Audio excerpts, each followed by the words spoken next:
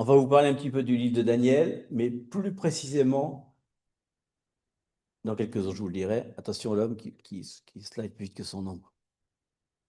Juste vous redonner une petite perspective de qui est Daniel dans son époque, c'est important, on va rapidement là-dessus. Il a 4 grandes visions, même si vous voyez 5 slides, les 2 dernières, on considère que c'est la même vision à 2 ans près. Donc la première vision de Daniel, c'est important de savoir, il arrive à 15 ans quand il est à Babylone. Et il a 20 ans quand il a sa première vision, celle de Nabuchodonosor et des quatre personnages. Ensuite, il va avoir la vision de Daniel 7 quand il a 68 ans, 68, 69 ans. Vous voyez qu'il y a un certain temps, ceux qui se plaignent de ne pas avoir de vision. Donc, ceux qui se plaignent de ne pas avoir de vision, vous voyez, il y a un petit lapsus entre les deux quand même, hein. Mais on voit qu'il est toujours actif quand même. Donc, pour ceux qui ne savent pas, le livre de Daniel, c'est ce qu'on appelle un chiasme, c'est-à-dire que un chiasme, c'est une croix, c'est-à-dire qu'il y a un point de départ, un des points culminants, et c'est Daniel 7, le point culminant. Et dans Daniel 7 lui-même, il y a un petit chiasme qui est encore à l'intérieur. Donc, on va redescendre, nous, un petit peu du chiasme. Parce que ça veut dire que quand on voit Daniel 8, c'est comme Daniel 6, Daniel 9, c'est comme Daniel 5. On a une répercussion de chacun. C'est comme la conclusion de ce qui a été dit avant. Il a une autre vision qui est quand il a 70 ans, Daniel 8, qu'on va voir aujourd'hui. Il a une deuxième vision quand il a 80 ans, Daniel 9, qu'on va voir aujourd'hui aussi. Et quelques années après, il a 11 et 12.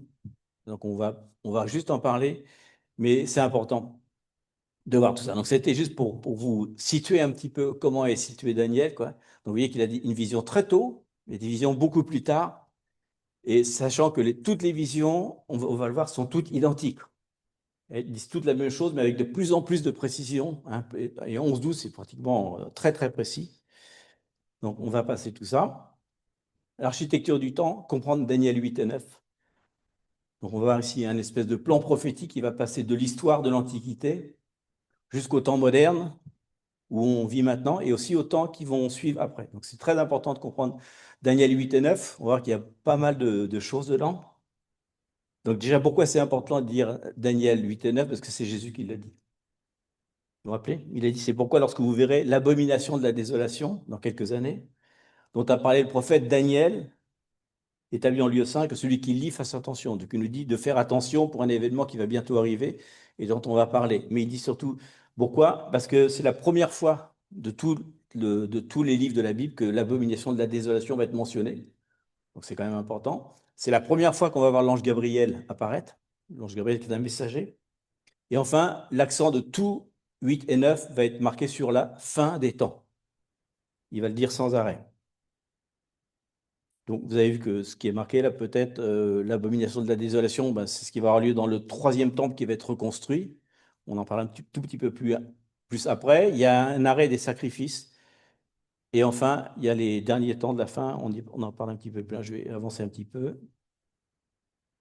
Alors, déjà, bon, l'ange Gabriel, ça c'est important, parce qu'il apparaît 4 fois seulement dans la Bible, 2 fois dans le Nouveau Testament, 2 fois dans l'Ancien Testament. Donc, 2 fois dans Daniel et 2 fois dans Luc pour annoncer la naissance de Jean-Baptiste, vous vous rappelez, à quelqu'un qui ne va pas le croire et qui va être du coup muet, et à quelqu'un qui va le croire, c'est Marie, et qui va donner naissance. Donc c'est important parce que quand il délivre des messages, vous avez vu que ça parle toujours du Messie. Donc déjà, Gabriel va parler du Messie dans Daniel, et il va parler du Messie aussi dans le Nouveau Testament. Donc c'est important. Pourquoi c'est important? Parce que justement, s'il y a Gabriel qui apparaît, et il apparaît que 4 fois dans l'Écriture, c'est quand même qu'il a un message à nous délivrer et qu'on doit vraiment en tenir compte, hein. Et il est intéressant parce qu'il va venir expliquer aussi toutes les visions. Parce que Daniel, quand il a les visions, vous vous rappelez presque toujours, il tombe par terre, il s'évanouit, il a des malaises, il est malade pendant 3 4 jours. C'est tellement fort parce qu'il entend la voix de l'ange de l'Éternel, parce que vous savez que il y a toujours un ange qui est l'ange de l'Éternel qui parle à un ange, à Gabriel, et qui dit de parler à Daniel. Jamais on voit Jésus, qui est l'ange de l'Éternel, parler directement. Parce que déjà, quand il entend la voix de Gabriel, déjà, il tombe par terre. Tu imagines s'il entendait la voix de Jésus directement, ça serait trop fort. Donc l'ange Gabriel, très important. Et on va lire donc la première vision de Daniel 8. Est-ce que j'ai mis ça ou pas?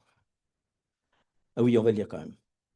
Et il rêva que pendant que moi, Daniel, je considérais la vision et cherchais à la comprendre, donc la vision qu'on va lire tout à l'heure, hein, Voici quelqu'un qui avait l'apparence d'un homme se tenait devant moi, et j'entendis une voix d'homme entre les rives de l'Oulal qui cria et dit, Gabriel, explique-lui la vision. Oui, c'est Jésus qui parle à Gabriel pour qu'il lui explique, hein. Il s'approcha d'endroit où j'étais, et à son approche, je fus effrayé et je tombai sur mon visage. Il décrit pas Gabriel, mais ça doit être quelque chose de spectaculaire, je suppose, ou c'est la présence. Mais il me dit, comprends, fils de l'homme, car les visions concernent le temps de la fin. Pendant qu'il me parlait avec moi, je tombais profondément endormi, le visage contre terre, mais il me toucha et me fit tenir debout, et il dit, voici, je vais te faire connaître ce qui arrivera à la fin de la colère, car cela concerne le temps de la fin. Donc, vous voyez, une des raisons pour lesquelles on étudie la parole de Daniel, c'est que ça concerne le temps de la fin. C'est intéressant de savoir ça parce qu'il y a beaucoup, vous trouverez beaucoup d'explications. Si vous regardez Daniel 8 et 9 sur tous les enseignements de YouTube, vous verrez que toujours ils disent que Daniel 8 s'est accompli. Ils disent non, bah, c'était Antiochus ou c'était l'Empire de Rome et ils calculent avec des super calculs scientifiques complètement erronés, mais c'est pas grave. Ils n'ont pas envie de voir que c'est l'Antéchrist. Donc, il dit bien toutes les visions que je te donne, ce sont pour les temps de la fin. Donc, c'est important de le savoir. C'est pour ça que c'est intéressant d'étudier Daniel 8 et 9, parce que ça concerne les temps de la fin, donc ce que nous, on va vivre. C'est important, ce thème-là, vraiment. Voilà. Donc, on va lire maintenant la seconde vision de Daniel qui était avant. Je vais aller assez vite là-dessus, parce que c'est la partie que j'ai dit historique et antique, hein. La troisième année du règne du roi Belthazar, moi, Daniel, j'ai eu une vision. Après celle qui m'était apparue auparavant, je vis dans cette vision. Et lorsque je la vis, j'étais à Suse, la capitale dans la province des Lames, donc où il était, quoi. Je vis donc dans la vision que j'étais près du feu. Et là, donc, voilà la vision. Je levai les yeux et regardais. Et voici un bélier se tenait devant le fleuve. Il avait deux cornes. Ses cornes étaient hautes, mais l'une était plus haute que l'autre. Et la plus haute avait poussé la dernière. Je vis le bélier frapper de ses cornes vers l'ouest, vers le nord et vers le sud. Aucune bête ne pouvait lui résister. Il n'y avait personne pour délivrer de sa puissance. Il agissait selon sa volonté et devenait puissant. On fait un petit dessin du bélier. Donc c'est intéressant parce qu'on n'a pas besoin. Si on regardait que la vision, on dirait ben je comprends rien du tout. Je ne suis pas zoologiste moi, donc je comprends rien. Mais heureusement, il y a toujours Gabriel qui est sympa, qui est là, et qui juste après répond toujours à l'interprétation de Gabriel. Donc il dit le bélier que tu as vu, qui avait deux cornes, ce sont les rois des Mèdes et des Perses. Donc, on va y revenir un petit peu après. Je vous ai mis un schéma de l'empire médo-perse. Vous avez vu que dans la vision, il dit qu'il y en avait qui allaient vers le nord, vers l'ouest, vers le nord et vers le sud. Et vous remarquez que l'empire perse est beaucoup plus grand que l'empire mède. Donc, on a une corne qui est plus grande que l'autre. La corne, ça représente toujours la royauté. J'ai fait peut-être non, je l'ai peut-être pas fait. Il y a un récapitulatif qui parle des autres visions précédentes où il avait vu un ours. Il vous rappelez, l'ours avait une patte plus grande que l'autre et il mangeait trois côtes parce qu'ils ont en fait possédé trois pays, l'Égypte, Babylone, etc. Donc il y a trois pays plus un pays. Donc on a toujours cette chose-là. Et on a aussi la poitrine et les bras d'argent de la vision de 50 ans avant qu'il avait eu avec Nabucodonosor déjà. Donc il prophétise 70 ans environ avant l'empire médo-perse qui va envahir donc Babylone. Hein, lui-même il en fera partie. Et l'empire va devenir alors le plus grand royaume qui était jamais connu jusqu'à maintenant. Donc on continue, on reste dans l'Antiquité, on ne va pas s'éterniser là-dessus. Ensuite, on a un bouc. Et je considérais, et voici un bouc venant du couchant du soleil, sur la face de toute la terre et qui ne touchait pas la terre. Et le bouc avait une corne de grande apparence entre ses yeux. Merci ChatGPT pour les images. Une grande corne, il fait une grande corne quand même, hein. C'est ça. Donc ça, c'est ça. Il continue la vision. Et il vint jusqu'au bélier qu'on a vu précédemment, qui avait deux cornes, que j'avais vu se tenir devant le fleuve et courut sur lui dans la fureur de sa force. Et je le vis arriver tout près du bélier, et il s'exaspéra contre lui, et frappa le bélier, et brisa ses deux cornes. Donc il brise un empire. Et le bélier fut sans force pour tenir devant lui. Il le jeta par terre et le foula aux pieds, et il n'y eut personne qui pût délivrer le bélier de sa main. Vous avez vu qu'il ne le tue pas, hein, il coupe juste ses cornes et il marche dessus. On a l'interprétation de Gabriel juste après. On essaie de passer assez vite là-dessus. Le bouc, c'est le roi de Grèce, donc il s'appelle Javan aussi. La grande corne entre ses yeux, c'est le premier roi. Donc vous avez vu que là, il dit que la conquête, il va tellement vite qu'on a l'impression qu'il ne touche pas terre. Et donc, on avait on avait le léopard qui court très vite avec 4 ailes, vous vous rappelez? Les 4 ailes, on va les voir juste après, ou les cuisses d'airain dans la statue aussi. Donc c'est toujours la même partie. Donc c'est l'Empire grec, hein. Je pense que vous connaissez qui est la grande corne, c'est Alexandre le Grand, hein, il commence à 24 ans la conquête de tout, de l'Éthiopie jusqu'à l'Inde, je ne sais pas si tu imagines. Il va renverser un paquet de royaumes, dont l'Empire médo-perse, en un an, avec très peu de personnes. Ils sont genre 35 000 contre 1 million.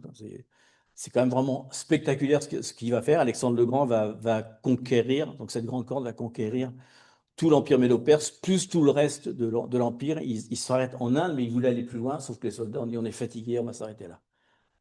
Mais il a fait une conquête extraordinaire en 3 ans. En 3 ans, il a conquis la surface de la Terre pratiquement. Donc c'est intéressant. On continue pour l'historique un petit peu. Donc il dit le bouc devint très puissant, mais lorsqu'il fut puissant, sa grande corne se brisa. 4 grandes cornes se levèrent pour le remplacer aux 4 vents des cieux. Donc il est mort à 30 ans, certainement d'une typhoïde qu'il a dû attraper en Inde, certainement. Certains disent qu'il avait une autre maladie, mais il est mort en quelques jours. Hein. Quelques jours à 30 ans, c'est quand même bête, hein, tu conquiers le monde entier, puis tu meurs. Bref. Est-ce que j'ai mis quelque chose après? Ah oui, pardon. Donc, oui, j'ai mis une image quand même.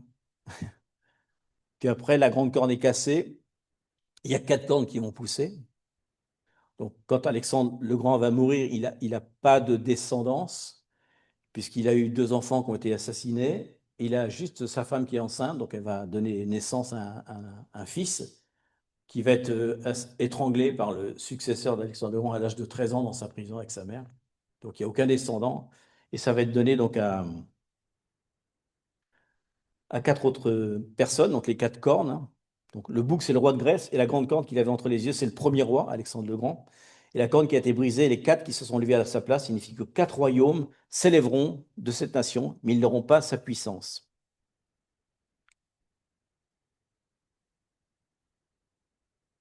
Donc, déjà, on a une précision quand même historique extraordinaire, puisqu'il annonce l'Empire médo-perse qui n'existe pas encore vraiment à l'époque, et l'Empire grec encore moins. Donc 70 ans environ avant pour l'Empire médo-perse, c'est la vision, hein, si on compte exactement. Pour l'Empire grec et Alexandre le Grand, c'est 250 ans avant.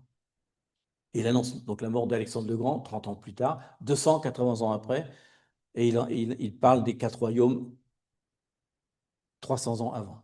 Donc c'est important de se rappeler ce thème-là, parce qu'il va annoncer plein d'autres choses qui se sont accomplies, mais déjà, ça donne quand même une sécurité que quand Daniel a une vision et que comme Gabriel l'interprète, on peut être sûr, quoi. Je dis ça parce que ce qu'il va dire après va nous concerner, nous. Donc ça nous permet de savoir, OK, s'il avait raison là, pourquoi est-ce qu'il n'aurait pas raison maintenant? C'est un peu comme toutes les prophéties qui parlent de la naissance de Jésus. Elles sont toutes accomplies, alors pourquoi celle du retour ne s'accomplirait pas? Donc c'est important, parce que c'est un lieu de sécurité, c'est pour ça, sinon c'est pas intéressant de parler d'Alexandre le Grand.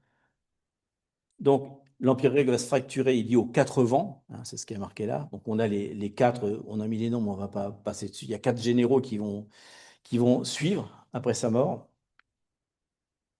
Et donc, je vous ai mis les 4 empires, et vous remarquez qu'il y en a 3 qui sont plus petits et un qui est beaucoup plus grand. Hein, c'est pour ça que vous avez une grande corne qui a été dessinée sur la vision. Donc, vous avez vu où ils ont été s'établir. Donc, on s'y regarde bien. Tout ce que vous voyez, là, en fait, c'est l'empire d'Alexandre le Grand tel qu'il était. On voyait jusqu'à l'Inde à droite, en partant de l'Éthiopie, enfin de l'Égypte plutôt, pas de l'Éthiopie, de l'Égypte, parce qu'il avait conquis l'Égypte, et une partie de l'Europe aussi. Mais ça a été divisé en 4 personnes. Voilà. On continue. Intéressant, ça. C'est la question qui réveille, en général, quand tout le monde dort. D'où viendra l'Antéchrist? C'est parce que si vous regardez un peu ce qui se passe, si vous regardez tous les réseaux sociaux, il y en a de l'hypothèse dans l'antéchrist. Hein. On dit que c'est un tel, que c'est un tel, c'est un tel. Là, c'est assez précis puisqu'il dit, il parle des 4 cornes, il dit de l'une d'elles sortit une petite corne. Donc, le schéma que vous avez vu juste avant, on sait que l'antéchrist sort forcément de cette région-là. Donc, il ne peut pas sortir des États-Unis. Il est forcément de cette région-là. On peut avoir plus de précision plus tard, mais c'est important. Donc, il dit, de l'une d'elles sortit une petite corne qui grandit beaucoup vers le sud et vers l'est, direction d'Israël, et vers le pays glorieux, c'est ça qu'il appelle. Hein. Elle s'éleva jusqu'à l'armée des cieux, elle fit tomber à terre une partie de cette armée des étoiles, et elle les foula aux pieds. Alors, quand on parle de l'armée et les étoiles, c'est toujours les nations, les anges des nations. Ça veut dire qu'elle va lutter contre toutes les nations, ce qu'on va voir un petit peu plus tard. Elle va les fouler aux pieds, comme un peu comme vous avez vu le bouc qui foule à un moment l'empire. C'est un peu la même chose. Il va écraser tout le monde, quoi. Elle s'éleva même contre le chef de l'armée, c'est Jésus ou c'est Dieu, comme vous voulez, et le sacrifice perpétuel lui fut ôté et le lieu de son sanctuaire fut renversé. À cause du péché, l'armée fut livrée avec le sacrifice perpétuel, elle jeta la vérité par terre et réussit dans tout ce qu'elle entreprit. Je vais peut-être déglosser un petit peu. Donc, on a une vision de Daniel qui avait lieu 2 ans avant. Donc, on va reprendre un tout petit peu de Daniel 7, 7 et 8 qui va faire un petit descriptif de ce qu'il vient de nous dire maintenant. Il y a plus de précision. Il dit, après cela, je regardais pendant mes visions nocturnes et voici, il y avait un quatrième animal. Donc, on parle de l'Antéchrist, terrible. Tout est important. Je ne vais pas faire tous les mots un par un, mais on pourrait tous les détailler pour qu'on puisse voir qui est l'Antéchrist. Il est terrible, épouvantable, extraordinairement fort. Il avait de grandes dents de fer, il mangeait et brisait, et il foulait aux pieds tout ce qui restait. Il était différent de tous les animaux précédents, de tous les empires qu'on a vus. Il avait 10 cornes. Donc, je ne vais pas insister dessus, mais vous savez qu'il y aura une paix qui va se faire avec 10 royaumes, parce que les cornes, c'est un royaume. 10 royaumes vont se mettre ensemble, au début, en tout cas, pour collaborer avec lui. Je considérais les cornes, et voici une autre petite corne sortie du milieu d'elle, et 3 des premières cornes furent arrachées devant cette corne, et voici, elle avait des yeux comme des yeux d'homme et une bouche qui parlait avec arrogance. On ne va pas détailler ça non plus, mais il y a un moment où 3 des royaumes qui vont faire la paix avec Israël vont se retirer de l'alliance en disant non, finalement, c'est pas juste, mais ils vont être écrasés quand même. Mais il va y avoir 10 au début, 3 vont se retirer, et là, il va y avoir le pouvoir, etc. Donc c'est important de parler de ça. Interprétation de Gabriel. Donc, il dit dans Daniel 8, 23, 25, donc après ce qu'il vient de voir, il dit, à la fin de leur règne, lorsque les transgresseurs seront à leur comble, il s'élèvera un roi au visage audacieux et expert en intrigue. Il y en a du détail sur l'Antéchrist. Hein. Sa puissance s'accroîtra, mais non par sa propre force. Il causera d'incroyables ravages, il réussira dans ses entreprises, il agira arbitrairement, il détruira les puissants et le peuple des saints. À cause de sa prospérité et de sa ruse, il fera prospérer la tromperie dans sa main. Il s'enorgueillira dans son cœur. Il perdra beaucoup de gens. Il prendra, pardon. Non, il perdra d'ailleurs. Beaucoup de gens par surprise. Et il s'élèvera contre le prince des princes, mais il sera brisé sans l'intervention d'aucune main humaine. Ce qui est une référence aussi à Daniel 2, puisqu'il dit qu'il y a une pierre non taillée par l'homme qui va le renverser. Donc je ne vais pas aller dans tous les détails, mais il dit lorsque tous les transgresseurs seront à leur comble, il va s'élever un roi audacieux. Ça veut dire que quand la méchanceté sera à son maximum, c'est-à-dire que là, actuellement, on n'est qu'au début de la méchanceté, quand ça sera vraiment à son maximum, c'est un peu comme le peuple d'Israël, il va s'élever un roi conforme à leur cœur. Heureusement, Jésus a prévu un autre roi plus tard, conforme au cœur des saints, mais ils vont recevoir ce qu'ils ont mérité, quoi, quelque part. Donc il est audacieux, arrogant, égoïste. Ils disent qu'il est habile en intrigue. Ensuite, ils disent que c'est une petite corne, donc ça veut dire que c'est un dirigeant qu'on ne connaît pas encore, ou là, vous êtes plus fort que moi, mais c'est un dirigeant politique qui va commencer comme un chef régional avec très peu d'autorité et qu'on ne connaît pas encore maintenant, mais qui va progresser de façon très très rapide. Enfin, ils disent que ça sort de l'endroit géographique où il y avait Alexandre le Grand, donc on l'a dit tout à l'heure. Ensuite, il dit qu'elle va grandir beaucoup, que son autorité va augmenter. Il dit sa puissance s'accroîtra, mais pas par sa propre force. Pourquoi? Parce que l'Antéchrist, la force qu'il va prendre, c'est la puissance de Satan. Rappelez, c'est marqué dans l'Apocalypse. Le dragon lui donnera sa puissance. Donc c'est pour ça qu'il va progresser très vite, ça va surprendre tout le monde, parce que Satan va être derrière lui pour le faire progresser très très vite. Grand ravage, il va faire la guerre aux saints, vous le savez aussi, hein, aux saints d'Israël, mais aussi aux saints qui sont dans les autres populations. Il dit, elle va jeter la vérité par terre. La vérité, c'est qui? C'est Jésus. Donc toutes les croyances en Jésus vont être mises à terre. Hein. C'est dans Psaume 22, 3, ils disent, brisons leurs liens, délivrons-nous de leur chaîne. C'est-à-dire que tout ce qui est croyance, tout ce qui est christianisme, on ne veut plus en entendre parler. Donc tous les pays qui étaient avant dans une religion d'inspiration chrétienne vont renier carrément la vérité. ça c'est en progressant, hein. Ça va aller en progressant. D'où la persécution. Ensuite, il dit que le sacrifice perpétuel va être ôté, c'est-à-dire qu'en Jérusalem, dans le troisième temple, il va arrêter le sacrifice pour remplacer par un autre Dieu, hein. Il va détruire le peuple des saints, donc il va enlever les peuples juifs, mais aussi les membres du corps de Christ. Et enfin, il va agir par ruse. Il dit aussi que c'est l'Antéchrist qui va faire la paix. Donc, quand vous allez voir quelqu'un de petit sortir de cet endroit-là qui va proposer la paix et qui va y arriver, ça va être déjà beaucoup plus précis pour savoir qui est l'Antéchrist. Et enfin, il va s'élever contre le prince des princes, c'est contre Jésus, hein. Et enfin, il va être brisé sans aucune intervention humaine, on va le voir tout à l'heure. Donc, il y a déjà quelqu'un qui, dans l'Antiquité, a déjà fait un peu de tout ça, c'est Antiochus.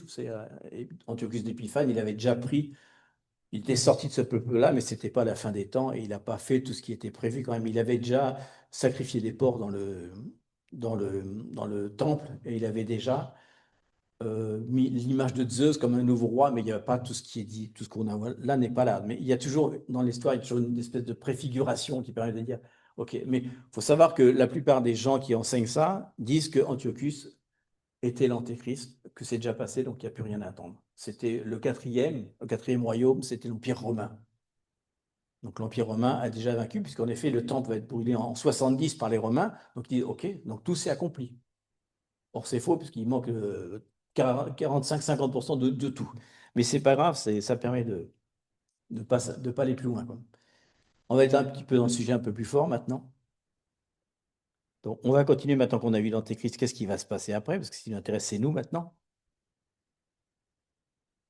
Donc, l'événement central des temps de la fin, puisque c'est ce qui va vraiment nous permettre de savoir qu'on est dans les temps de la fin, et il le met bien, il le précise, hein, c'est l'abomination de la désolation. Je pense que tout le monde connaît le terme, hein, donc c'est ce qu'il dit, c'est quand dans le temple, il va se proclamer Dieu, il va arrêter les sacrifices qui étaient commencés depuis quelques années. Rappelez, c'est marqué, il s'éleva jusqu'au chef de l'armée, lui enleva le sacrifice perpétuel et renversa le lieu de son sanctuaire. Et il pourrait que c'est le chef de l'armée d'Israël dont il parle, hein. Donc, l'acte ultime, en fait, qui est mentionné 8 fois dans toute l'Écriture, c'est marqué 8 fois, pas toujours avec le même nom d'ailleurs, va se produire lorsqu'il va envahir le troisième temple qui était construit à Jérusalem et va mettre un terme violent au sacrifice quotidien, imposer son propre culte, se proclamer Dieu et demander à tout le monde, pas que à Jérusalem, mais sur la terre entière, d'adorer lui. Rappelez qu'en même temps qu'il fait un truc à Jérusalem, il va conquérir tous les pays du monde. Donc il va avoir, vous vous rappelez 666, hein, il dit que ceux qui ne croient pas en lui, qui ne se prosternent pas, ne pourront pas manger. Donc il va y avoir quelque chose de l'intelligence artificielle, puisqu'il dit qu'il va y avoir aussi une représentation physique, comme un robot un petit peu, qui est capable d'imiter ce que lui est en train de faire là-bas, et qui puisse en même temps détecter tous ceux qui ne sont pas à lui par un système. Comme on sait faire maintenant avec les yeux, c'est très facile à faire, donc ce n'est pas compliqué à faire, surtout que c'est dans quelques années quand même.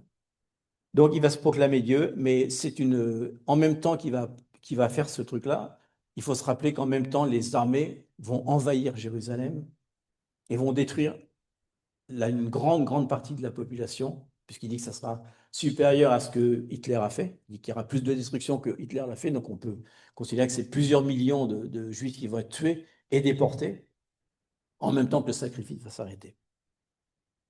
Voilà ce qui nous intéresse un petit peu plus maintenant. On va faire un peu de mathématiques. On aime tous les mathématiques. Les 2300 jours de Daniel.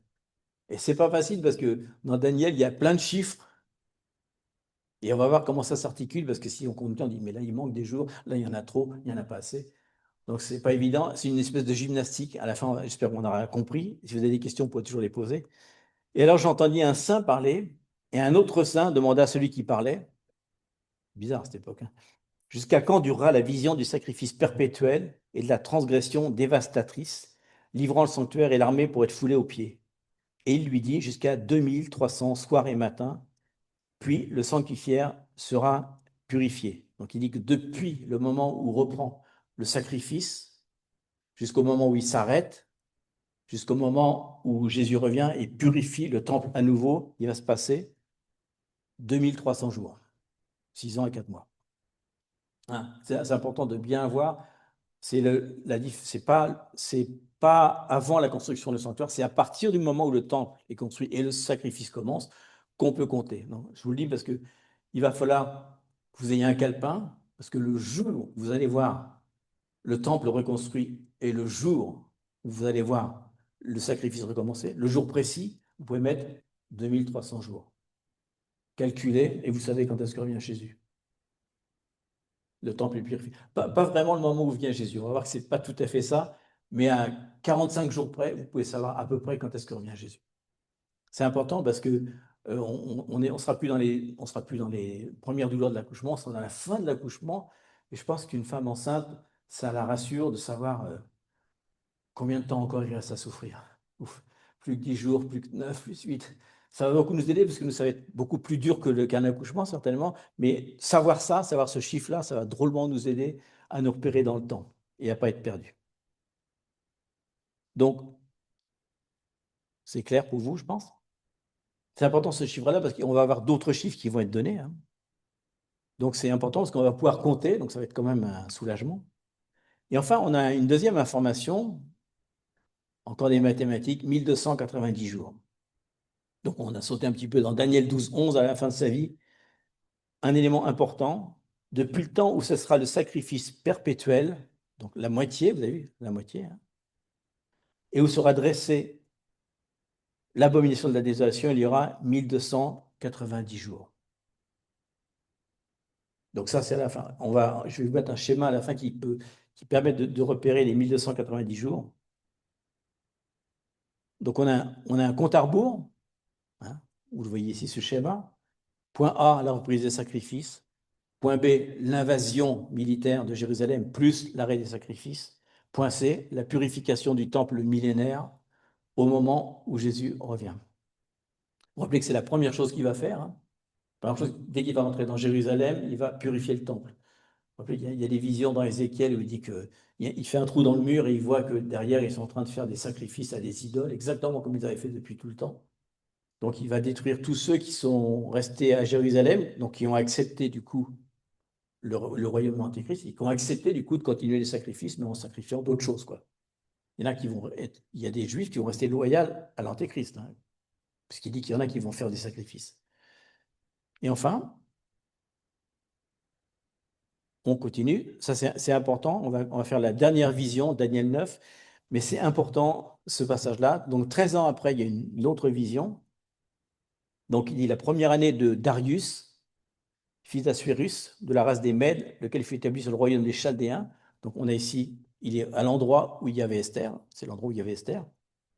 La première année de son règne, moi Daniel, je compris par les livres, donc il a lu Jérémie, le nombre d'années dont l'Éternel avait parlé au prophète Jérémie, qu'il devait s'écouler 70 ans pour les ruines de Jérusalem, et je tournai alors ma face vers le Seigneur, Dieu, afin de recourir à la prière et à la supplication avec le jeûne et le sac de sang.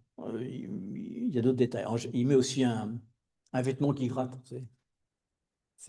Faut que ça soit vraiment pas confortable. Hein. Donc, on a la citation ici, Jérémie, il y en a deux, hein, mais j'ai mis celle-là.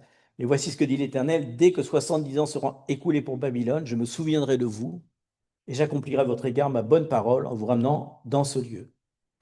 Donc, c'est un principe très intéressant parce qu'il lit Jérémie, il dit, OK, je crois ce que tu as dit, Dieu, mais vous avez remarqué qu'il aurait pu dire, je fais rien, puisque c'est écrit dans la parole, ça va s'accomplir.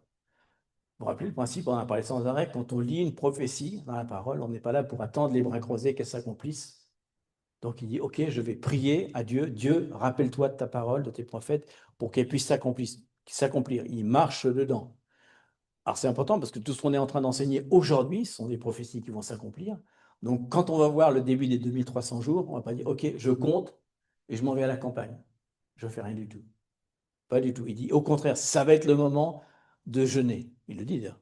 Dans les derniers temps, jeûnez, privez-vous de sommeil, privez-vous de trucs, soyez dans la tristesse, soyez dans la sobriété. C'est le moment où il va commencer à rappeler au Seigneur, Seigneur, rappelle-toi de ce que tu avais dit, comme David fait sans arrêt dans ses psaumes. Donc ça va être un moment d'intercession. Hein. Donc imagine s'il avait compris qu'il y avait de la captivité, qu'il était libéré, ben nous, a fortiori, c'est encore plus, quoi. C'est Jésus qui revient, quoi. On voit qu'il avait discerné le temps kairos de Dieu. Et on voit qu'il va faire la repentance et la prière. Et alors c'est intéressant parce qu'il a vu qu'il y avait un temps, il va se repentir. Il va se repentir de quoi, Daniel? Daniel, il est innocent, c'est le seul qui est resté carrément juste. Mais il va quand même prendre la place de tout son peuple en disant, je suis comme eux, pardonne-nous, etc. Donc il va vraiment s'aligner avec ça. Donc, quelle attitude on doit adopter quand on est dans un temps de transition, comme nous, on va être dans un temps de transition? C'est de prier les prophéties bibliques, de les comprendre, de prier dessus, de s'humilier, de se repentir. C'est ce qu'il va demander, mais pas de rester les bras croisés. Donc c'est important parce que tout ce qu'on fait là aujourd'hui, ça nous donne quand même une information, mais ça ne veut pas dire que l'information, je l'ai dit tout à l'heure, on coche les 2300 jours, c'est bien, mais ça ne suffit pas, quoi. Parce que pendant tout ce temps-là, il dit que le réveil va être très grand. Parce qu'il dit, si vous repentez, alors j'écouterai du haut des cieux. Donc si on fait rien du tout, il ne va rien écouter du haut des cieux et il n'y aura pas de réveil. Donc on doit marcher entre les 2300 jours et la fin. Il y a encore beaucoup d'autres prophéties qui doivent s'accomplir. Il y en a encore au moins une centaine. Donc il va falloir essayer d'en choisir une et de marcher dedans. Puisqu'il dit que la bonne nouvelle doit être prêchée dans toutes les nations du monde. Donc c'est une sur laquelle on peut dire, OK, je vais marcher dans celle-là parce qu'on a envie. 2300 jours, OK, je suis sauvé dans 2300 jours. Mais qu'est-ce qui se passe avec les autres? Il dit dans les derniers temps, priez les ouvriers de la moisson qui soient envoyés en Israël pour qu'il y ait que le maximum de Juifs qui se convertissent à Jésus. Parce que rappelez-vous que dans ceux qui vont être tués par les armées, comme dans Goshem, ceux qui se seront convertis à Jésus seront protégés. Rappelez-vous qu'il y a des couples qui vont tomber, il y a plein de choses qui vont tomber. Donc il veut sauver le maximum de gens, mais c'est à nous de le faire, quoi. Donc il y a du boulot. Donc on devait être un petit peu comme Daniel. Il a eu la prophétie, ok, j'ai compris la prophétie, elle est véritable, je m'aligne, je me repens et je prie. Donc c'est important. Réponse de Gabriel, elle est forte, hein, parce qu'il dit, waouh, j'ai enfin trouvé quelqu'un qui a compris comment ça fonctionnait.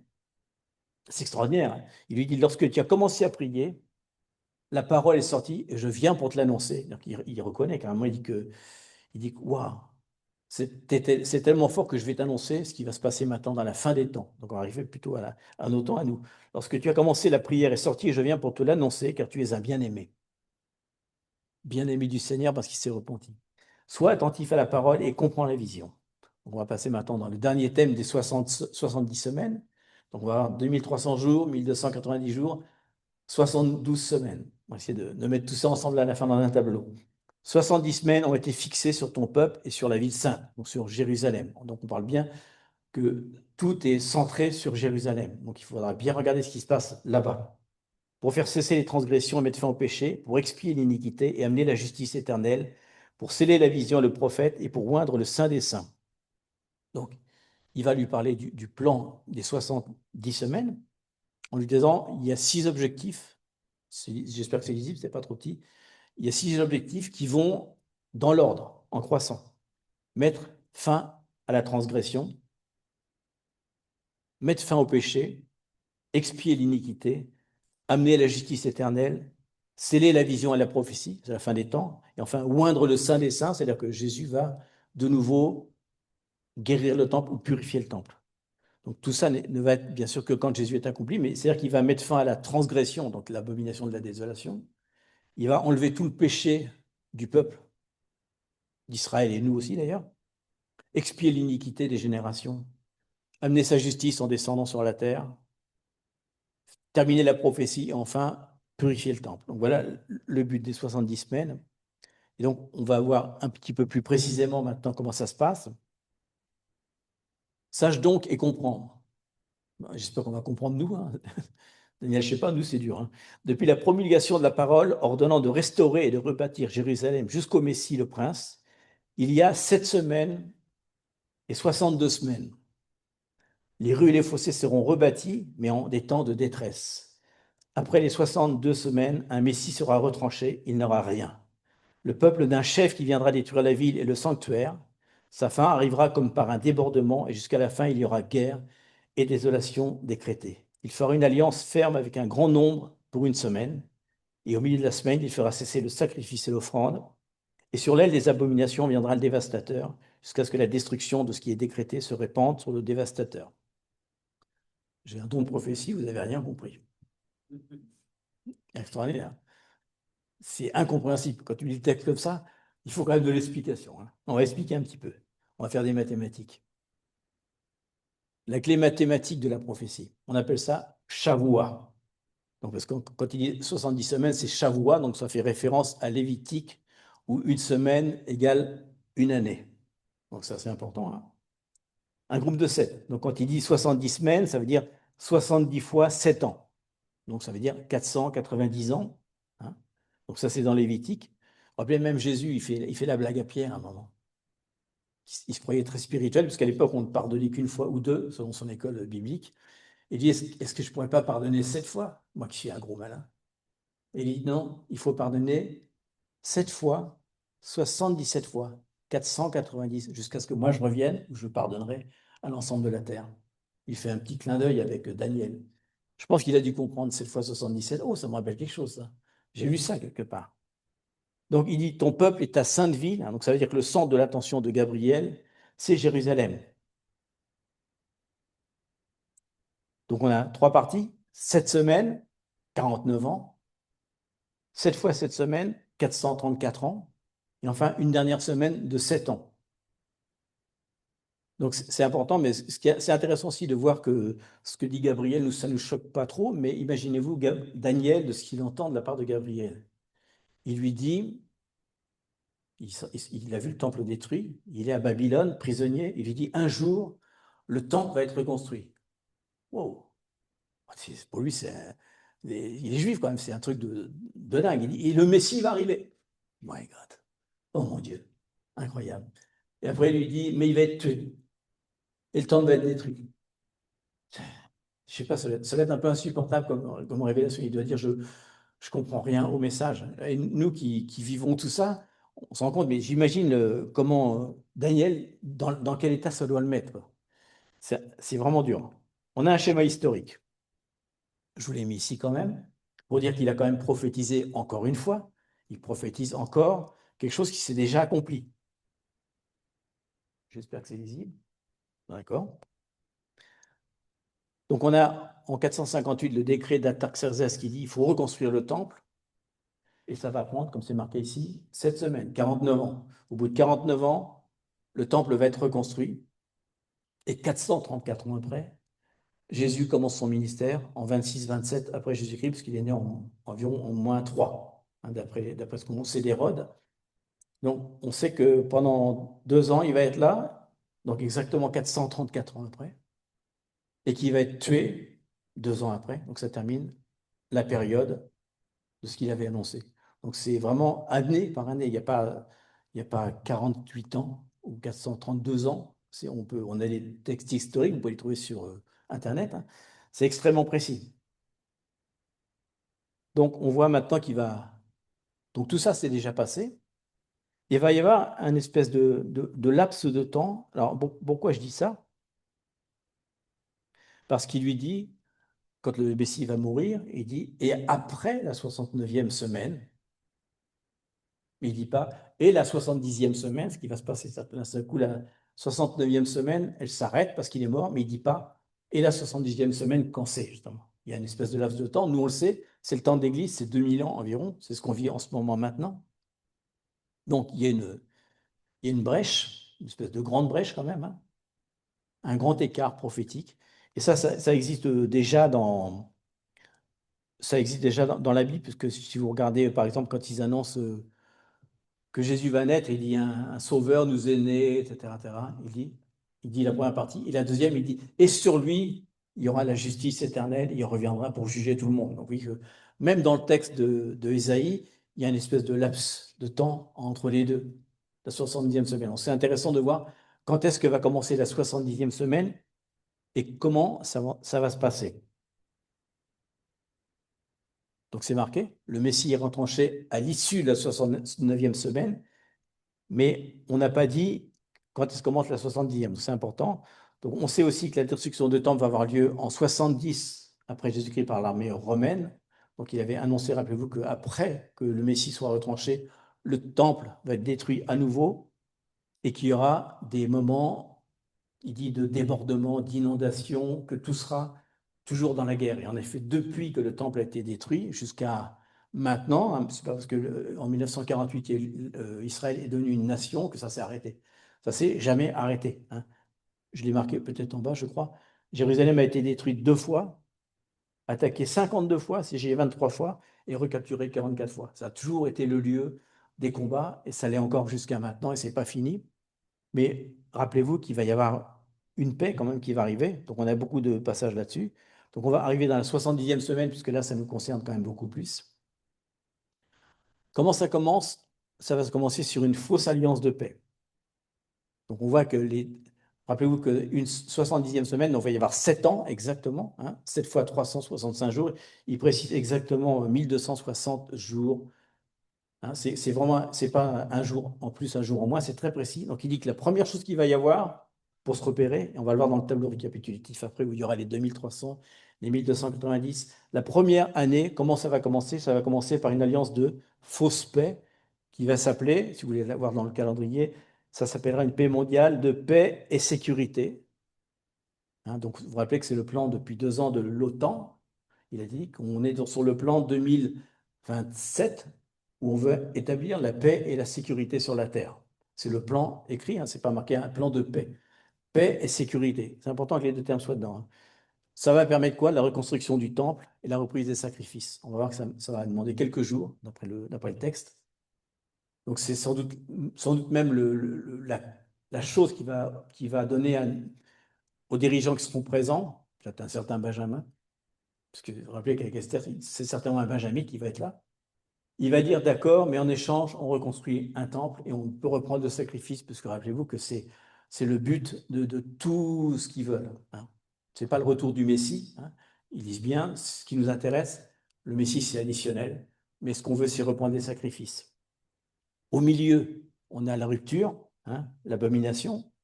Et enfin, les 3 dernières années, on a une cruauté absolue qui va s'abattre donc sur le Saint des Saints, sur Israël et sur toutes les nations du monde entier.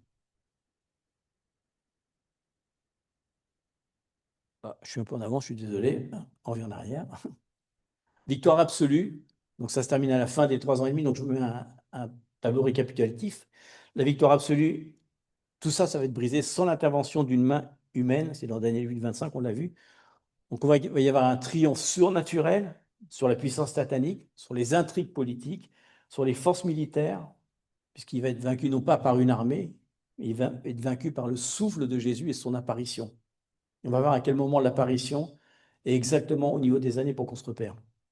Donc, on voit que ni le livre de Daniel ni l'Apocalypse ne sont des manuels de peur, mais en fait des manuels qui nous rappellent qu'il y a une garantie que Jésus va revenir et qu'il va résoudre tout ça. L'agneau de Dieu, le seul digne, va pouvoir enfin libérer tout le monde. Donc, je vous ai mis un petit schéma. Ce n'est pas forcément facile à comprendre. J'espère que c'est lisible, c'est déjà pas mal. Bon, je vais me retourner, désolé. Je retourne le schéma, c'est plus intéressant. Donc, vous voyez les 2300 jours. Vous avez remarqué que ça ne commence pas tout de suite, au moment du traité de paix. Sinon, il manquerait des jours. Il manque exactement 9 mois. Il est probable que c'est le temps que met la reconstruction du temple. Environ 9 mois. Donc, du coup, on aura un compte exact.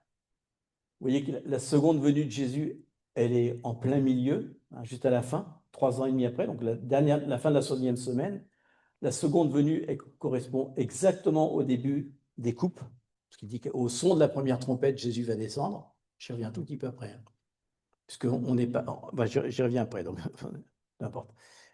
Donc c'est important, on va vivre les sons, les trompettes, mais pas les coupes de la fureur, puisqu'il dit qu'on va échapper à la colère de Dieu. Donc Jésus est revenu. Il reste un petit peu de temps, c'est-à-dire qu'il reste 30 jours supplémentaires. Les 30 jours, c'est la progression dans le désert pour remonter jusqu'à Jérusalem. Mais j'y reviens juste après. Donc je vais passer là-dessus. Décollage des 2300 jours, je vais revenir un petit peu plus sur le détail, c'est la fin. Donc on va voir comment ça se passe entre l'abomination de la tribulation, l'antéchrist et le millénium. Ça va être un résumé global de tout Apocalypse en quelques secondes. Ça va être rapide du coup. Déclencheur de la 70e semaine, autrement dit le déclencheur du début de la 70e semaine, c'est l'instauration d'un pacte de paix, on l'a dit tout à l'heure, paix et sécurité, la construction d'un temple, apparition de l'Antéchrist en même temps, parce que c'est lui qui fait la paix, et instauration d'un sentiment de paix et de sécurité pour tout Jérusalem, puisqu'il est dit qu'au bout d'un moment, il n'y aura plus de verrou, les portes ne seront plus fermées, il n'y aura plus de dôme de fer, il n'y aura plus aucune raison. Il dit carrément le dôme de fer, hein, il dit carrément les verrous de fer seront enlevés, il y aura une fausse paix et sécurité, puisque rappelez-vous que ça fait 2000, 3000 ans qu'ils sont dans la guerre, donc pour eux c'est quand même extraordinaire. Et bien sûr, je vous imaginez que tous les chrétiens vont dire enfin la paix, comme les juifs, quoi.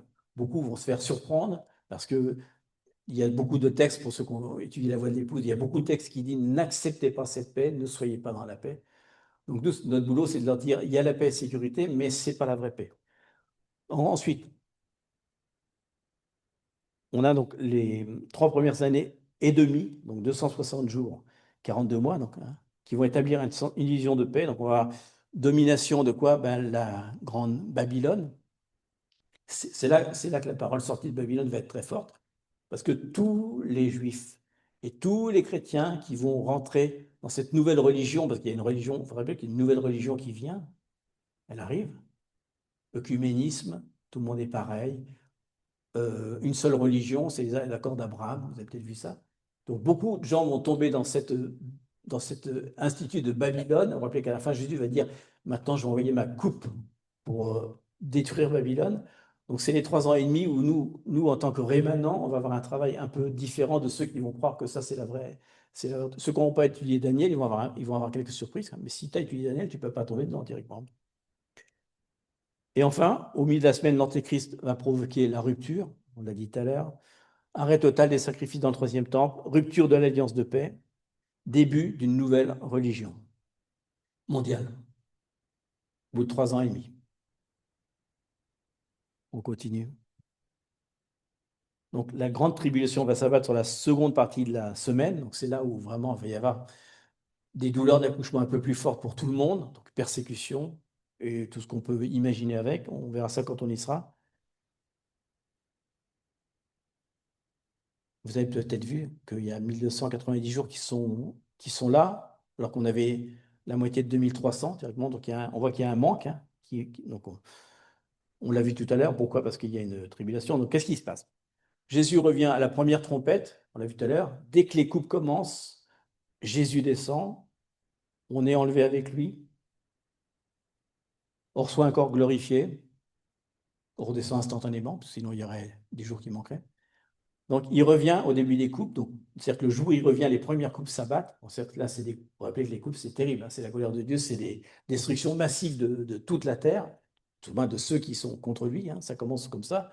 Nous, on a un corps glorifié et on commence la grande procession dans le désert. Vous vous en rappelez peut-être?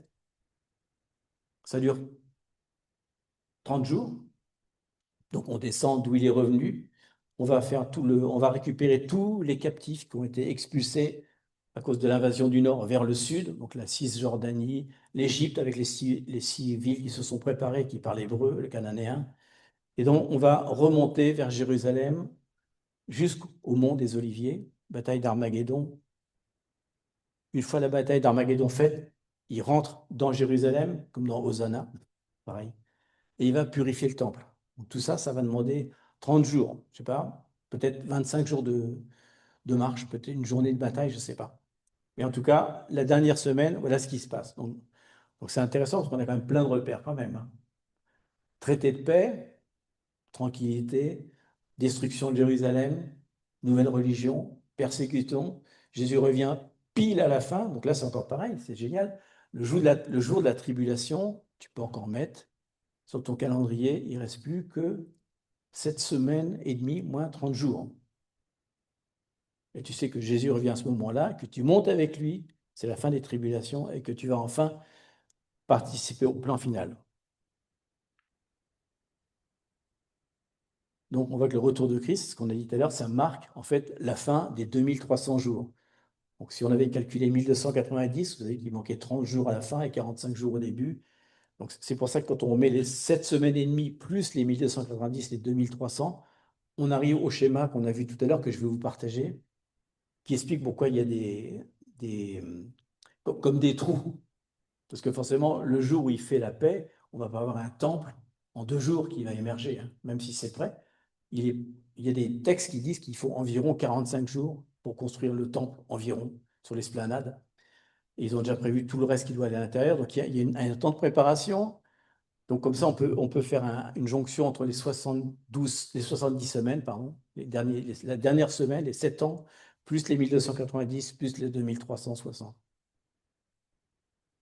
Et enfin, important quand même, on a un règne de 1000 ans, j'ai mis l'éternité après le zéro. Alors qu'est-ce qui va se passer? Parce que c'est encore un résumé, désolé. Donc on a un règne terrestre parfait de Jésus pendant 1000 ans. Qu'est-ce qui se passe au début du millénium? Ceux qui ont suivi un petit peu la voie de l'épouse de savent. Au début du millénium, Satan est lié et jeté dans l'abîme pendant 1000 ans afin qu'il ne séduise plus les nations. C'est le texte original. C'est-à-dire que sur la terre, il n'y a plus Satan pendant 1000 ans. L'Esprit Saint, lui, il est là. Donc imagine la récolte. Il dit aussi qu'on va vivre beaucoup plus longtemps, puisqu'il dit que quelqu'un qui aura 400 ans sera considéré comme un jeune gamin. Et peut-être que c'est le fait qu'il n'y ait plus Satan sur Terre, peut-être que toutes les maladies qu'on a sont d'origine satanique, et peut-être qu'on n'est plus malade et qu'on va vivre plus longtemps. Je sais, c'est une interprétation que je donne, hein. Mais il y a quand même quelque chose qui se passe, c'est que quand il y a eu une destruction, vous vous rappelez, de toutes les armées de Gog et Magog, etc., après les 1000 ans, juste à la fin, le dernier jour des 1000 ans, il va être relâché une dernière fois, Satan. Il était emprisonné, il va être relâché une dernière fois. Et il va y avoir un truc qui me paraît incroyable, une dernière révolte de Gog et Magog. Après 1000 ans de paix, etc., il y aura quand même un petit rémanent mauvais qui va quand même se refaire une dernière bataille contre Jésus. Donc il dit que le feu de Dieu va détruire tous les rebelles et enfin le diable va être jeté dans les temps de feu avec le faux prophète, donc le faux Messie, hein, pour les musulmans, donc le faux Jésus, le diable et l'antéchrist. Donc les trois sont propulsés et en même temps tous les néphilines qui étaient déjà condamnés vont brûler avec. Donc c'est la fin en fait de tout ça. Et juste ce qui se passe après, il y a un grand trône blanc qui va descendre et qui va amener le jugement de toutes les œuvres de ceux qui sont restés, bien sûr. Donc le rémanent est très petit, parce que si vous avez compté combien vont être détruits parmi le peuple de Jérusalem et combien vont être détruits par les coupes, vous vous rappelez que les coupes vont détruire des millions et des millions de personnes, il n'y a pas grand monde, puisqu'il dit qu'il y a même 140 000 personnes à Nouvelle-Jérusalem. Donc on est vraiment très petit, mais il y a quand même des livres de vie qui vont être ouverts. Donc c'est intéressant. 1000 ans, plus Satan pendant 1000 ans, il revient une dernière fois, il y a une dernière révolte, il n'y a plus, donc il dit qu'il n'y a plus de Satan. Il dit que même la mort va être de nouveau jetée dans la temps de feu. Donc c'est-à-dire qu'on avait déjà commencé pendant 1000 ans à voir des gens qui vont vivre beaucoup plus longtemps, mais là on va avoir une éternité, quoi. Tous les gens qui sont restés. Et aussi, donc 1000 ans, on a quand même beaucoup de travail, puisqu'il dit on va évangéliser toutes les nations. Le but, c'est de sauver le maximum de ceux qui sont restés pour pas qu'ils se rebellent à la fin avec le diable. Donc on a beaucoup de travail pendant ce temps-là. Et enfin, on a le retour du Père. Je ne suis pas en avance, désolé. La vie éternelle, ce qu'on a vu tout à l'heure, donc ce qu'on appelle non plus les temps de la fin, mais la fin des temps, ce qu'ils appellent en fait Olam.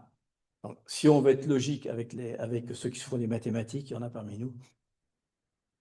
Si Olam, il dit qu'il n'y a plus de temps, on est dans l'éternité, donc s'il n'y a pas de temps, il n'y a pas de matière. La matière ne peut pas vivre sans temps. C'est-à-dire que ce qu'on vit, ce que beaucoup de gens disent qu'après, peut-être on va manger, etc., c'est difficilement concevable parce qu'il dit que le temps s'arrête, on vit dans l'éternité, ce qu'on ne peut pas concevoir, puisqu'on est né dans l'éternité. C'est comme si tu mets une pièce dans un puits, tu n'entends jamais le bruit en bas. Pour nous, ça paraît impossible. Il faut bien que ça tombe quelque part. Je ne sais pas où, mais ça va tomber quelque part à un moment.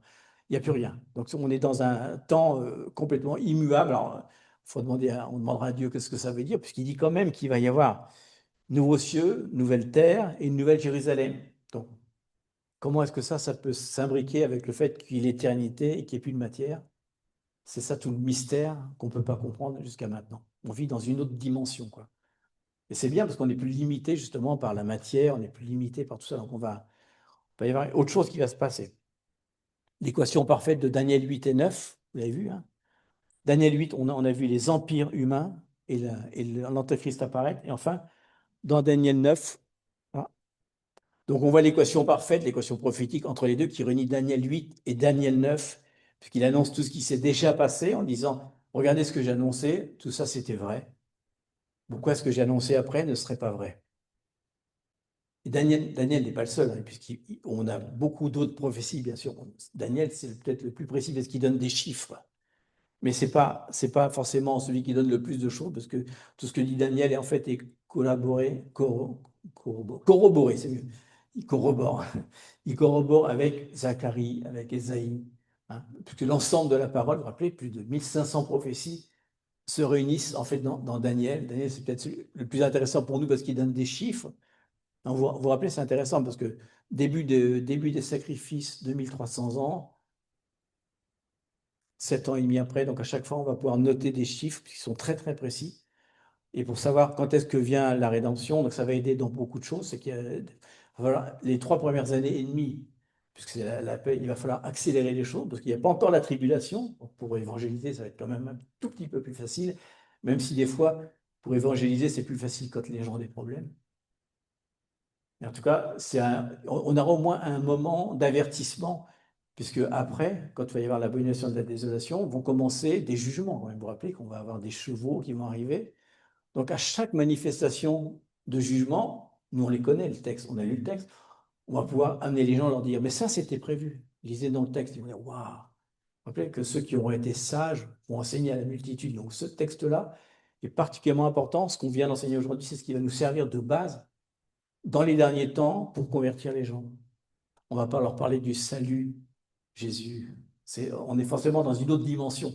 Les gens ne vont pas être là, oui, je suis sauvé, bon, je vais à l'église et je vais être chrétien pendant 10 ans sur un banc. Là, il y a une sacrée urgence, hein. Quand tu vas leur dire ce qui va se passer, puis qu'ils vont le voir dans l'actualité, ils vont voir les trucs tomber, les gens mourir. Rappelez-vous qu'à un moment, il y a quelques millions de personnes qui vont mourir dans le Moyen-Orient, que le sang va se répandre, il y aura de l'eau jusqu'au haut des chevaux. Donc, tu imagines combien de morts ça fait, des inondations, de la grêle qui va tomber.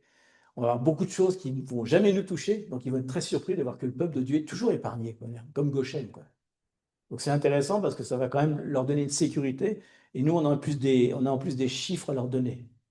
Donc c'est intéressant de les préparer, de faire, d'intercéder. Donc tout ça, c'est vraiment très important. C'est pour ça que je dis, s'il y a un texte qui est vraiment fondamental pour nous, si vous regardez les événements qui se passent, il est probable que la paix et la sécurité, ça va venir vite. Il va falloir d'ailleurs que ça vienne vite, parce que ça prend des proportions où... Mais c'était prévu, hein, c'était prévu que l'économie s'effondrait. Donc on n'est pas surpris, parce que c'est marqué aussi dans la parole, hein. C'est prévu que ça allait s'effondrer, qu'il y aurait une religion mondiale qui allait arriver, on la voit facilement arriver. Rappelez-vous qu'il faut un faux prophète, une fausse économie, une fausse religion. Quand les trois sont en même temps, alors l'antéchrist peut se manifester. Donc on arrive vraiment dans un temps très intéressant pour nous. C'est le temps de notre salut. Donc les contractions vont être plus fortes, mais a priori, j'ai jamais été enceinte, mais a priori, quand les contractions sont plus fortes, on est quand même content parce qu'il y a un bébé qui va venir quand même. Peut-être ça fait mal, mais il y a quelque chose qui va venir. Donc on va souffrir un petit peu, mais on va être un petit peu content quand même de savoir que dans sa bonté, Dieu a dit, j'ai déjà un plan et je vous ai même donné des chiffres. Celui qui a des oreilles entendre quand même. Donc c'est intéressant. Et quelle est notre participation? Je crois que je l'ai déjà dit tout à l'heure. Comme Daniel, on vient de recevoir, non pas Jérémie, 70 ans, on vient de recevoir Daniel 8. Donc on doit faire exactement comme lui. C'est pas le moment. On ne va pas se mettre de la cendre, ni des vêtements qui grattent. Mais en tout cas, on peut se repentir, puisqu'il dit, celui qui se repent, je l'entendrai du haut des cieux. Alors c'est intéressant parce que ce principe est toujours bizarre pour tout le monde, puisque si Dieu a dit, il va le faire. Mais Dieu, à chaque fois, il a besoin qu'on lui rappelle son plan. C'est un principe sans... Même David, il dit, rappelle-toi les promesses que tu m'as fait. On pourrait dire, mais il a pas... David, tu n'as pas de foi quand même. Il t'a promis ça. Et tu dis, rappelle-toi des promesses que tu m'as fait. Sans arrêt, il le fait. Sans arrêt, il faut rappeler à Dieu ce que tu avais promis, s'il te plaît. Accomplis-le. Il faut vraiment intercéder, intercéder. Parce que Dieu a entendu au des cieux et il dit, qu'est-ce qu'il dit, Gabriel? Tu es bien aimé. Quand on fait ça, Dieu aime ça parce qu'il dit, c'est bon, vous avez compris mon plan et je vais accomplir. D'ailleurs, vous vous rappelez quand il dit, demandez à moi d'envoyer les ouvriers de la moisson. Pourquoi on ne dit pas, j'envoie les ouvriers de la moisson? Il dit, demandez à moi, c'est moi qui vais le faire. Il a dit, je vais envoyer les ouvriers de la moisson. Les moissons, c'est marqué dans Zacharie, dans Ésaïe. Mais il dit, demandez-le moi que je le fasse. Ah, merci. C'est intéressant, non? Comme principe, c'est complètement différent de ce qu'on peut penser, où on peut être passif ou au contraire, on peut être dans l'intercession, comme Jésus intercède sans arrêt pour nous tous les jours. Il s'attend à ce qu'on comprenne son plan et qu'on lui dise, Seigneur, je veux collaborer dans ton plan, envoie ton plan et moi je vais marcher dedans. Donc, on a beaucoup de choses qui manquent avant la fin des temps, que la parole soit connue dans le monde entier, que la Bible soit traduite dans le monde entier, en tout cas au moins dans un exemplaire de chaque nation. Il y a beaucoup d'autres prophéties sur lesquelles on doit marcher. Notamment, il dit que tout Israël sera sauvé. Tout Israël dira béni soit celui qui vient au nom du Seigneur. Il dit aussi, tiens, j'entends dans les pays lointains, dans les îles lointaines, des gens qui chantent béni soit celui qui vient au nom du Seigneur. Donc, il attend aussi ce que notre adoration change, qu'on commence à proclamer les derniers temps. Donc, je pense que c'est le temps peut-être de commencer à changer notre répertoire de chansons et à commencer à chanter des chansons du dernier temps, des prophéties. C'est ce qui commence à se passer dans beaucoup d'endroits. Je ne sais pas si vous suivez en ce moment la mode, si on peut dire. C'est chanter la parole de Dieu et surtout les paroles d'Apocalypse.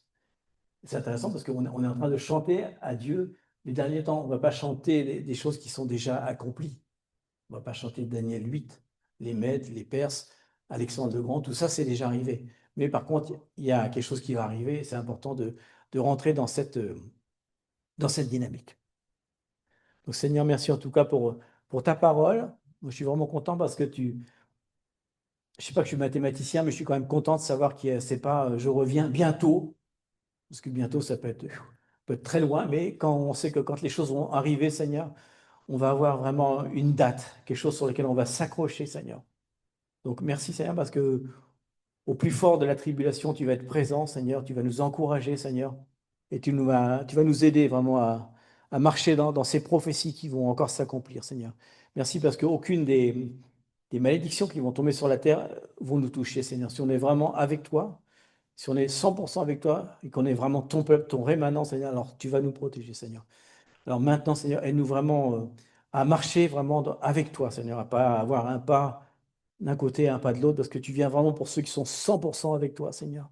Alors aide-nous vraiment, Seigneur, au moment où les choses deviennent terribles, Seigneur, où les choses sont en train de bouger dans le monde, Seigneur, nous appuyer sur Daniel 8 et 9, Seigneur, à partager cette parole avec tout le monde, notamment avec ton peuple, Seigneur, au peuple des saints, Seigneur, et à Israël, Seigneur, qu'ils puissent vraiment comprendre, Seigneur, ce plan et pas se trouver perturbés quand la paix va arriver, Seigneur.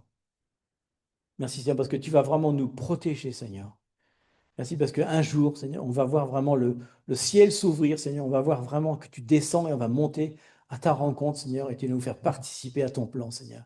Merci pour cette bataille, Seigneur, qui va avoir lieu à la fin, Seigneur, où par le souffle de ta bouche, Seigneur, tu dis que tous les ennemis vont tomber, leur chair va se décomposer sur eux-mêmes, Seigneur, comme une bombe nucléaire, Seigneur.